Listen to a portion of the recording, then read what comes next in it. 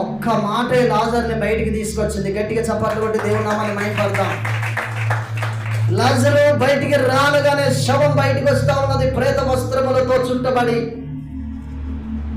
అంతకు ముందు ఎన్ని టాబ్లెట్లు వేసినా, ఎన్ని మెడిసిన్ వేసినా, ఎంత వైద్యము జరిగించినను, ఎంత పౌష్టికమైన ఆహారము పెట్టినను బ్రతకని వ్యక్తి దేవుడు ఒక్క మాట పలకగానే లాజరు పరిగెత్తుకుంటూ బయటికి వస్తూ ఉన్నాడు.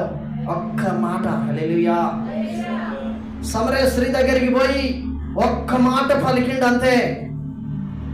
ఒక్క మాట. అప్పటి వరకు ఎందరో చెప్పి ఉన్నారు సమాజంలో, నువ్వు చేసేది మంచిది కాదు అమ్మాయి, నువ్వు విచారం చేస్తున్నావు, మంచిది కాదా, నువ్వు తప్పుడు పద్ధతిలో వెళ్తున్నావు, అది మంచి పద్ధతి కాదు, నీ తల్లిదండ్రులకు చెడ్డ పేరు వస్తుంది, నీ రక్త సంబంధికులకు చెడ్డ పేరు వస్తుంది, నీ వారికి చెడ్డ పేరు వస్తుంది, నువ్వు అట్లా చేసుడు మంచిది కాదు.